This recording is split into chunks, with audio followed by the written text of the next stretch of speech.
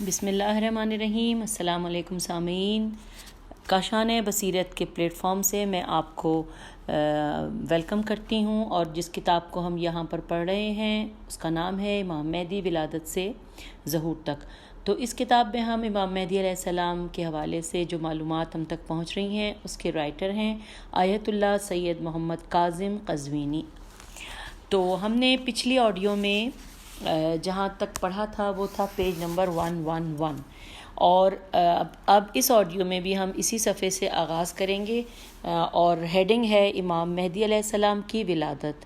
اور اس حوالے سے کیونکہ بہت سارے سوالات بچوں سے بھی کیے جاتے ہیں اور ہم بھی سنتے ہیں، اس لیے اس کے بارے میں پڑھنے کا مجھے بھی بہت شوق ہے۔ آئیے ہم مل کر پڑھتے ہیں پیج نمبر 111، امام مہدی علیہ السلام کی ولادت۔ بسم اللہ الرحمن الرحیم۔ شیخ صدوق رحمۃ اللہ علیہ نے اپنی اسناد سے کتاب اکمال الدین میں بی بی حکیمہ بنت امام محمد تقی علیہ السلام سے روایت کیا ہے کہ وہ فرماتی ہیں، ابو محمد حسن علیہ السلام بن علی علیہ السلام میرے پاس آئے اور فرمایا، پھوپھی آج آپ افطار ہمارے گھر کریں، اور وہ رات نیمہ شعبان کی تھی۔ بے شک خدا اس رات میں اپنی حجت کو ظہور عطا فرمائے گا اور وہ زمین پر اس کی حجت ہوں گے۔ دوسری روایت میں ہے کہ آج رات ایک باشرف بچہ پیدا ہوگا جس کے ذریعے خدا مردہ زمین کو زندہ کرے گا۔ بی بی حکیمہ نے پوچھا، اس بچے کی ماں کون ہے؟ امام علیہ السلام نے فرمایا، نرجس۔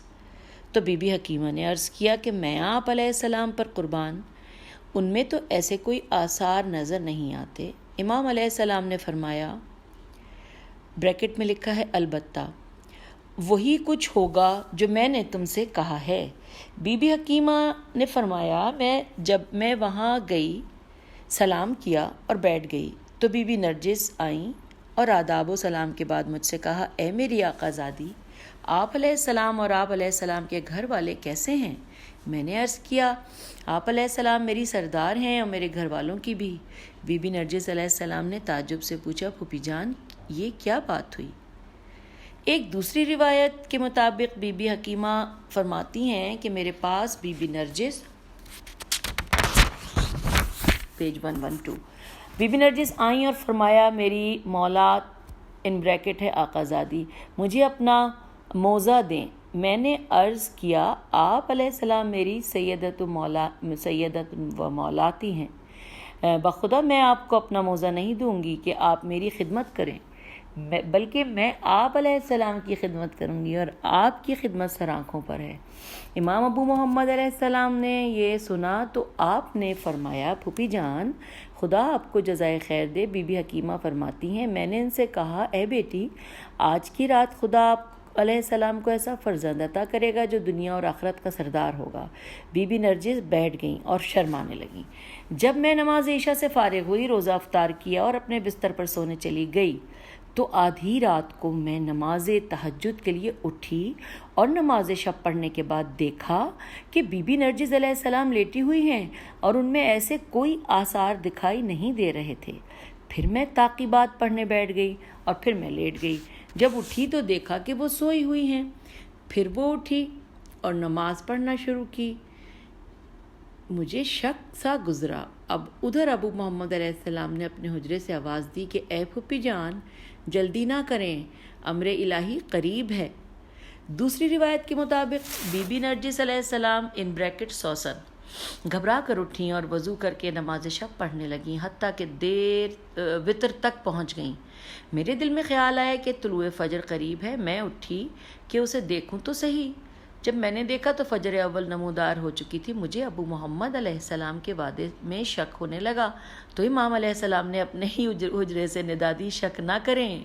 بس میں ان بریکٹ دل میں ابو محمد علیہ السلام سے ندامت محسوس کرنے لگی کہ میں شک کیوں کر رہی ہوں۔ میں واپس اپنے کمرے میں آ گئی اور شرمندہ تھی۔ بس بی بی نرجس علیہ السلام نے نماز مکمل کی اور گھبرا کر باہر آئیں تو میں نے دروازے پر انہیں پا لیا اور پوچھا، جو میں نے آپ علیہ السلام سے کہا، کیا آپ علیہ السلام اس بارے میں کچھ محسوس کر رہی ہیں؟ بی بی نرجس نے فرمایا جی ہاں پھوپھی جان، میں ایک شدید قسم کا امر محسوس کر رہی ہوں۔ بی بی حکیمہ کہتی ہیں میں نے انہیں حوصلہ دیا، خدا کے واسطے اپنے آپ کو سنبھالیں، اپنے دل پر قابو رکھیں، انشاءاللہ آپ کو کسی قسم کا خدشہ نہیں ہے۔ پس میں نے ایک تکیہ کمرے کے وسط میں لگا دیا اور انہیں اس پر بٹھا دیا، اور میں خود بھی ان کے اس طرح بیٹھ گئی جیسے ولادت کے وقت عورت کے پاس دوسری عورت بیٹھتی ہے۔ بی بی نرجس علیہ السلام نے میرے ہاتھ کو زور سے پکڑ کر کہا، پھر زور سے چلائیں اور کلمہ شہادت پڑھا۔ امام ابو محمد علیہ السلام نے اپنے حجرے سے مجھے آواز دے کر فرمایا ان پر، اب یہ بریکٹ آگے لکھا ہے ایسے ایسے، سورہ قدر پڑھیں۔ اچھا، انہوں نے فرمایا کہ ایسے سورہ قدر پڑھیں۔ میں اسی طرح سورہ قدر پڑھنے لگی جس طرح امام علیہ السلام نے مجھے حکم دیا تھا۔ پس جیسے جیسے میں سورہ قدر پڑھتی تھی، ماں کے شکم میں بچہ بھی میرے ساتھ ساتھ یہ سورہ پڑھتا تھا۔ سبحان اللہ! بچے کی آواز سن کر میں ڈر گئی۔ ابو محمد علیہ السلام نے فرمایا خوف زدہ نہ ہوں اور خدا کے امر پر تعجب نہ کریں، بے شک ہمیں بچپن ہی میں حکمت اور بولنا سکھاتا اور بڑی عمر میں ہمیں اپنی زمین پر حجت بناتا ہے۔ ابھی امام علیہ السلام کی اور میری گفتگو جاری تھی کہ بی بی نرجس علیہ السلام مجھ سے غائب ہو گئی اور میں انہیں دیکھ نہ سکی، گویا میرے اور بی بی علیہ السلام کے درمیان پردہ حائل ہو گیا۔ میں روتی ہوئی امام ابو محمد علیہ السلام کے پاس چلی گئی۔ امام علیہ السلام نے مجھ سے فرمایا پھوپھی جان، آپ واپس اپنے کمرے میں چلی جائیں، ان قریب آپ کو اپنی جگہ پر ان کو اپنی جگہ پر دیکھیں گی۔ جب میں واپس آئی تو ذرا سی دیر نہ گزری تھی کہ ہمارے درمیان سے پردہ ہٹ گیا اور میں اور بی بی نرجس یکجا تھیں اور ان پر اتنا نور تھا کہ میری آنکھیں اس کی تاب نہ لا سکتی تھیں۔ سبحان اللہ! میں نے دیکھا کہ ولی اللہ بریکٹ میں پسر نرجس زمین پر سجدے کے عالم میں موجود ہیں اور ان کے داہنے بازو پر لکھا ہوا ہے جاء الحق وزهق الباطل ان الباطل کان زہوقا، اور نومولود امام علیہ السلام حالت سجدے میں یہ کہہ رہے تھے اشہد ان لا الہ الا اللہ وحدہ لا شریک لہ وان جدی محمد الرسول اللہ وان ابی امیر المؤمنین ولی اللہ۔ پھر امام نے دیگر 11 ائمہ علیہ السلام کے نام لیے یہاں تک کہ اپنے نام پر آ گئے اور دعا فرمائی۔ پیج 114 ان بریکٹ دعا ہے، خدایا وہ وعدہ پورا فرما جو تو نے مجھ سے کیا ہے، میرے امر کو مکمل فرما، مجھے ثابت قدمی عطا فرما اور میرے ذریعے سے زمین کو عدل و انصاف سے بھر دے۔ پھر آپ نے سر سجدے سے اٹھایا اور یہ آیت تلاوت فرمائی۔ یہ آیت سورہ آل عمران کی آیت نمبر 18 ہے۔ شہد اللہ انہ لا الہ الا ہوا والملائکۃ واولو العلم قائما بالقسط لا الہ الا ہوا العزیز الحکیم۔ پھر آپ نے چھینک ماری اور فرمایا الحمدللہ رب العالمین وصلی اللہ علی محمد وآلہ زعمت الظلمت ان حجت اللہ دائحۃ، یعنی تمام تعریفیں عالمین کے پروردگار کے لیے ہیں اور درود ہو محمد صلی اللہ علیہ وآلہ وسلم آل محمد پر۔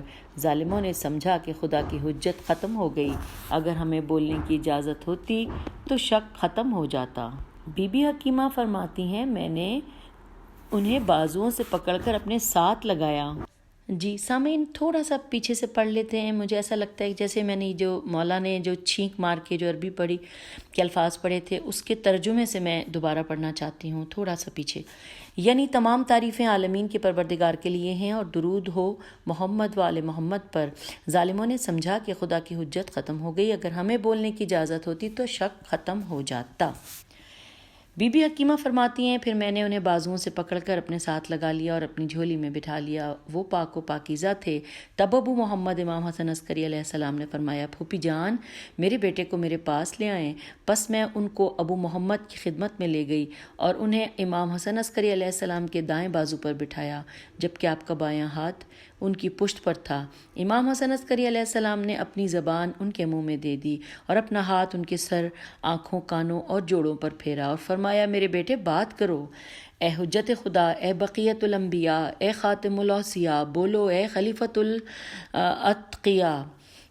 امام مہدی علیہ السلام نے شہادتین پڑھیں، پھر نبی صلی اللہ علیہ وآلہ وسلم پر اور ایک ایک کر کے ائمہ علیہ السلام پر درود پڑھا اور اپنے بابا ابو محمد علیہ السلام کے نام کے بعد خاموش ہو گئے اور پھر شیطان مردود کے شر سے پناہ مانگی اور یہ آیت تلاوت فرمائی۔ یہ سورہ قصص کی آیت ہے، میں پڑھنے کی کوشش کرتی ہوں، کہیں عربی میں غلطی ہو تو اللہ مجھے معاف کرے۔ بسم اللہ الرحمن الرحیم وَنُرِيدُ أَن نَمُنَّ عَلَى الَّذِينَ اسْتُضْعِفُوا فِي الْأَرْضِ وَنَجْعَلَهُمْ أَئِمَّةً وَنَجْعَلَهُمُ الْوَارِثِينَ وَنُمَكِّنَ لَهُمْ فِي الْأَرْضِ وَنُرِيَ فِرْعَوْنَ وَهَامَانَ وَجُنُودَهُمَا مِنْهُمْ مَا كَانُوا يَحْذَرُونَ۔ سورہ قصص آیت نمبر 5 اور 6۔ پھر ابو محمد نے مہدی علیہ السلام مجھے دے دیا اور فرمایا، اے پھوپھی، اسے اس کی ماں کی طرف لے جائیں تاکہ ان کی آنکھیں ٹھنڈی ہوں اور وہ پریشان نہ ہوں اور جان لیں کہ خدا کا وعدہ حق ہے، لیکن اکثر لوگ نہیں جانتے۔ بس میں انہیں ان کی ماں کے پاس لے گئی اور صبح صادق طلوع ہو گئی تو میں نے فرض نماز ادا کی اور پھر امام ابو محمد کو وداع کیا اور واپس اپنے گھر آ گئی۔ ہو سکتا ہے کہ یہاں کوئی یہ شبہ پیدا کرنے کی کوشش کرے کہ یہ غالیوں کی گھڑی ہوئی حدیث ہے اور ان کی کوئی حقیقت نہیں۔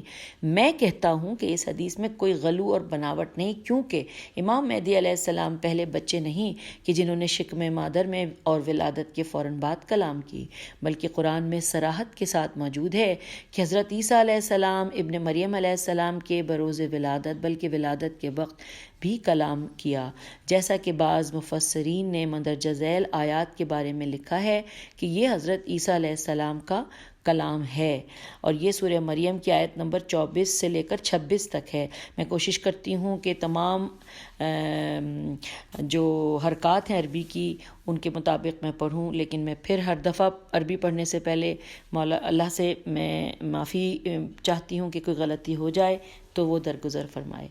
فناداہا من تحتہا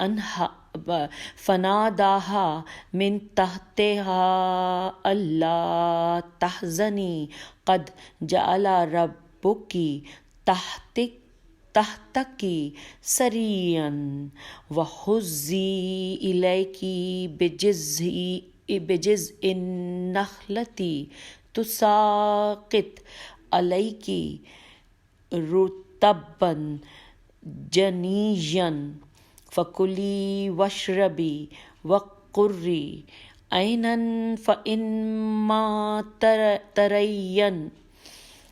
ترین من البشر احدا فقولی انی نذرت للرحمن صوما فلن اکلم الیوم انسیا۔ سورہ مریم آیت 24 سے لے کر 26 تک۔ اور میں یہاں پہ گزارش کروں گی سامعین آپ سے کہ اس سورہ مریم کی ان آیات کو اگر آپ بالکل صحیح پڑھنا چاہیں تو آپ قرآن پاک سے نکال کے یہاں پر پڑھ لیجئے گا۔ ہم آگے چلتے ہیں۔ حضرت عیسیٰ علیہ السلام نے یہ کلام ولادت کے فوراً بعد فرمایا، جیسا کہ مجاہد، سعید بن جبیر، حسن، وہب بن منبع، ابن حریر، ابن زید اور جبائی سے مروی ہے۔ ایک دوسری روایت کے مطابق یہاں ندا دینے والا جبرائیل علیہ السلام فرشتہ ہے۔ چلیں یہاں تو منادی کے بارے میں اختلاف ہے، لیکن جب حضرت عیسیٰ علیہ السلام نے یہودیوں سے کلام کیا تھا تو صفحہ 116۔ اس میں تو کوئی اختلاف نہیں کہ جب یہودیوں نے کہا کہ ہم کیسے اس بچے سے بات کریں کہ جو ابھی ماں کی گود میں ہے، حضرت عیسیٰ علیہ السلام نے فرمایا میں خدا کا بندہ ہوں، اس نے مجھے کتاب دی، میں نبی علیہ السلام بنایا اور مجھے نبی علیہ السلام بنایا، میں جہاں بھی ہوں مجھے مبارک بنایا، اور جب تک میں زندہ ہوں مجھے نماز اور زکوٰۃ کی وصیت فرمائی ہے۔ کہا جاتا ہے کہ یہ معجزہ تھا کہ جسے خدا نے حضرت عیسیٰ علیہ السلام کی نبوت کو ثابت کرنے کے لیے ظاہر کیا تھا۔ ہم بھی کہتے ہیں کہ یہ معجزہ تھا کہ جسے خدا نے امام مہدی علیہ السلام کی امامت کو ثابت کرنے کے لیے ظاہر کیا تھا۔ جو نماز میں حضرت عیسیٰ علیہ السلام کے امام ہیں تو اس میں کون سے تعجب کی بات ہے کہ جو معجزہ خدا نے حضرت عیسیٰ علیہ السلام کے لیے ظاہر کیا تھا وہ حضرت امام مہدی علیہ السلام کے لیے ظاہر کر دے۔ اس دلیل کے علاوہ یہ کہ ہم نے اپنی کتاب فاطمۃ من المہدی الی الحد میں الدہلوی الحنفی کی کتاب تجہیز الجیش سے درج کیا ہے کہ جب حضرت خدیجہ علیہ السلام حضرت فاطمہ علیہ السلام علیہ کے لیے حاملہ ہوئیں تو بی بی فاطمہ الزہرا ماں کے شکم میں تھیں اور ان سے کلام کرتی تھیں۔ اور ایک اور حدیث بھی نقل کی ہے کہ جو کتاب روض الفائق میں شعیب بن سعد المصری سے منقول ہے۔ حضرت خدیجہ علیہ السلام نے فرمایا ہائے بربادی اس کی کہ جس نے محمد صلی اللہ علیہ وآلہ وسلم کو جھٹلایا اور وہ تو میرے رب کے پیغمبر ہیں۔ تو بی بی فاطمہ سلام اللہ علیہ نے اپنی ماں کے بطن مبارک سے ندا دی اے مادر گرامی پریشان نہ ہوں اور غم نہ کھائیں، بے شک خدا میرے بابا کے ساتھ ہے۔ سبحان اللہ۔ اس شبے کے ازالے کے بعد ہم اپنی گفتگو اصل موضوع کی طرف لے جاتے ہیں۔ حضرت امام مہدی علیہ السلام کی ولادت پوشیدگی اور اخفا کے عالم میں ہوئی۔ وہ نیمہ ماہ شعبان کے صبح صادق سے پہلے سحری کا وقت تھا اور ان اوقات میں بنی عباس کے جابر و سرکش حکمران اور ان کے چیلے حسب عادت گہری نیند میں غرق تھے۔ ان لمحات میں علوی پاک گھرانہ خصوصاً امام حسن عسکری علیہ السلام کا گھر دعا، مناجات اور نماز و تلاوت قرآن سے معمور تھا۔ پیج 117۔ اور نیمہ شعبان کے جمعے کی رات کی سحر کتنی باشرف تھی کہ امام جعفر صادق علیہ السلام سے مروی روایت کے مطابق اس گھڑی میں صرف مومن ہی پیدا ہو سکتا ہے، اور اگر وہ شرک کی سرزمین پر پیدا ہو تو خدا اسے امام مہدی علیہ السلام کی برکت سے خطہ ایمان کی طرف منتقل کر دیتا ہے۔ اور امام علیہ السلام کی ولادت کے لیے یہ وقت کتنا مناسب تھا کہ اس میں حکمت کے تمام پہلوؤں کا لحاظ رکھا گیا۔ حضرت حکیمہ امام مہدی علیہ السلام کی ولادت کے وقت موجود تھیں اور رات کے تمام مراحل ملاحظہ فرمائے اور مشہور بھی یہی ہے کہ ولادت خاندان کی عورت کی شہادت سے ثابت ہوتی ہے۔ دائیاں اس کے ثبوت کے لیے ہوتی ہیں، اور سیدہ حکیمہ کہ جو ایک امام علیہ السلام کی بیٹی، بہن اور پھوپھی تھی، کیا اس زمانے میں ان سے بڑھ کر کوئی سچا، معتبر، پاکیزہ زبان والا اور قابل اعتماد ہو سکتا تھا؟ سیدہ حکیمہ خود ایک شریف، عبادت گزار اور تہجد گزار خاتون تھی، تو کیا ان کے کلام کے صحیح ہونے میں کسی طرح کا شک کیا جا سکتا ہے؟ بعض منحرف اور معاند و متعصب قسم کے لوگ اس بارے میں شک پیدا کرتے ہیں کہ امام مہدی علیہ السلام کی ولادت کی خبر ایک عورت سے مروی ہے، تو اس امر کو صرف ایک عورت کی گواہی سے کیسے ثابت کیا جا سکتا ہے؟ ایک جاہل نے یہاں عقل کے گھوڑے دوڑائے ہیں۔ اس بے وقوف کے خیال میں امام مہدی علیہ السلام کی ولادت مجمع عام میں ہونی چاہیے تھی۔ اس کا یہ ارادہ و اشکال اس کے خب سے باطنی کا غماز ہے، شان اہل بیت علیہ السلام سے بے خبری و جہالت ہے، یا پھر ان سے کینہ و عداوت ہے۔ مزید یہ کہ صرف بی بی حکیمہ کی گواہی پہلی اور آخری دلیل نہیں، بلکہ امام حسن عسکری علیہ السلام نے شیعوں تک اپنے خلف صالح اور فرزند کی ولادت کی خبر بڑے اہتمام سے پہنچائی، باوجود اس کے کہ کچھ لوگوں کے دل سخت تھے اور ایسے اقدام کرنے میں کافی رکاوٹیں حائل تھیں۔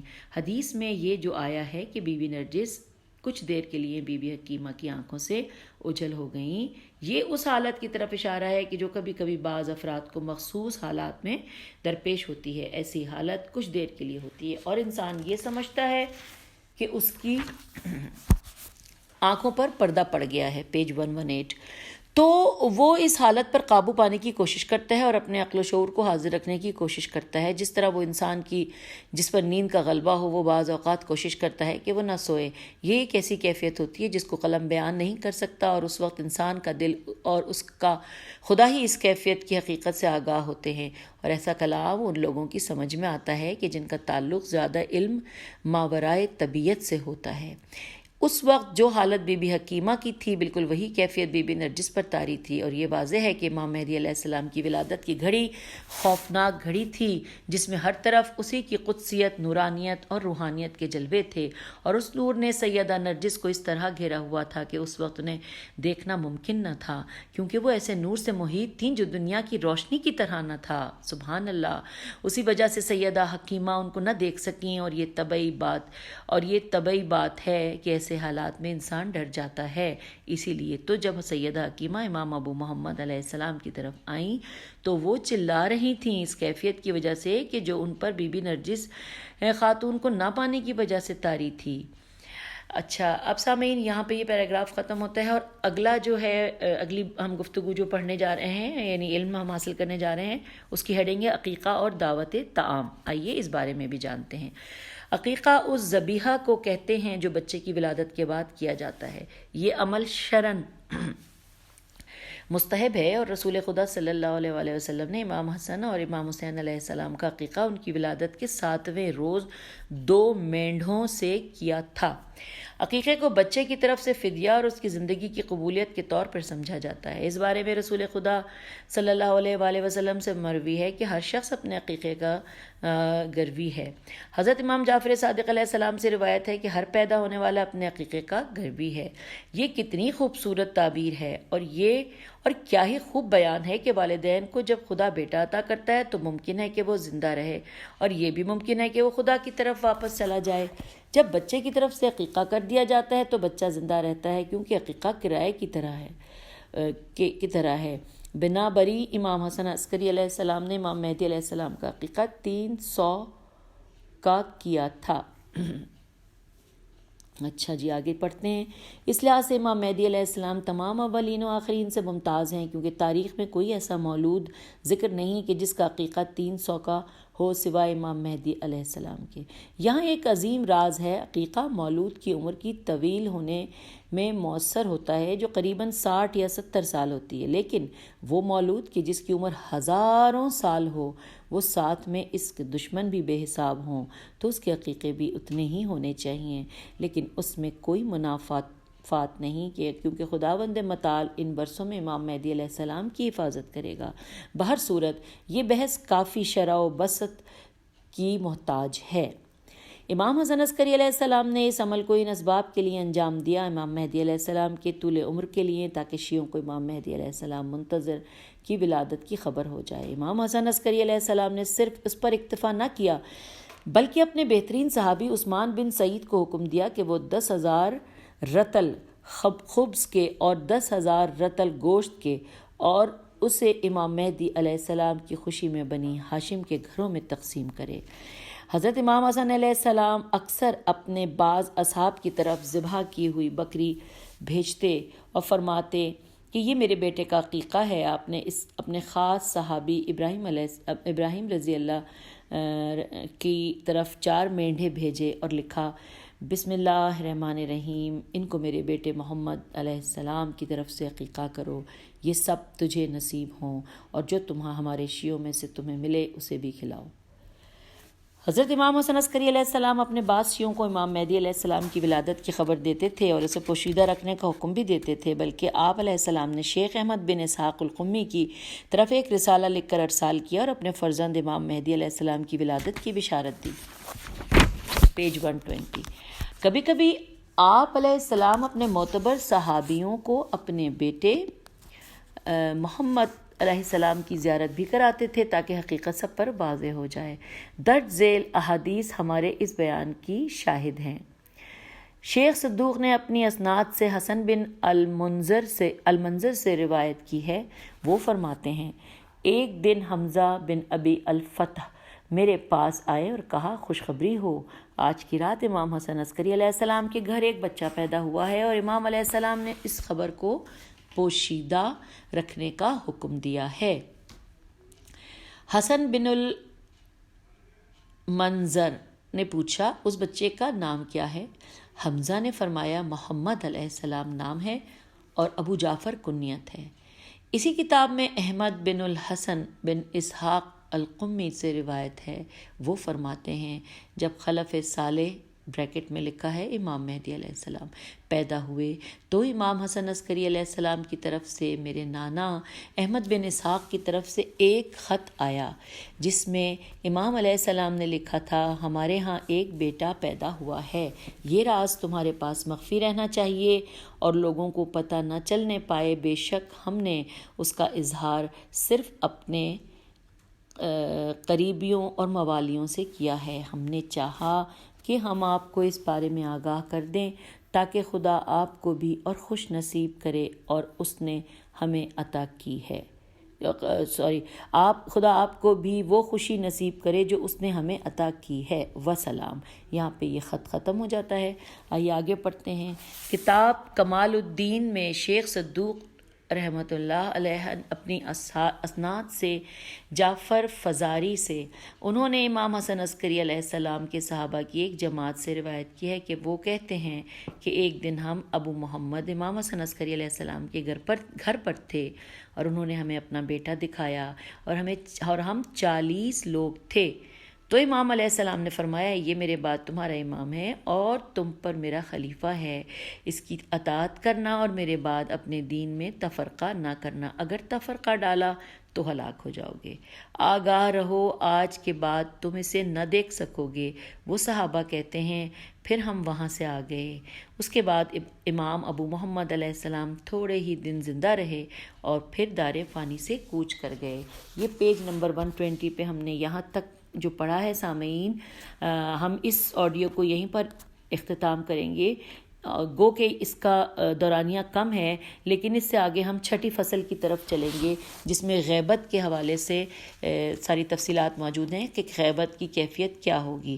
تو ہم یہاں تک ولادت کے حوالے سے امام زمانہ جل اللہ تعالیٰ فرجہ کی ولادت اور ان کے عقیقے اور باقی معاملات کو اب تک ہم پڑھ چکے ہیں، اور میں جتنا پڑھتی جا رہی ہوں میری جستجو بڑھتی جا رہی ہے، یقیناً آپ بھی میرے ساتھ پڑھ رہے ہیں، آپ کی بھی جستجو پڑھ رہی ہے۔ ضرور بتائیے گا کہ آپ کو پڑھنے میں جو ہم مل کر پڑھ رہے ہیں وہ آپ کو کیسا محسوس ہو رہا ہے، اور یہ بھی ضرور بتائیے گا کہ اگر اس میں پڑھنے میں کوئی اصلاح کر سکتی ہوں تو میری رہنمائی کیجیے، میں اس کو یقیناً اور مزید بہتر طریقے سے آپ لوگوں تک پہنچاؤں گی۔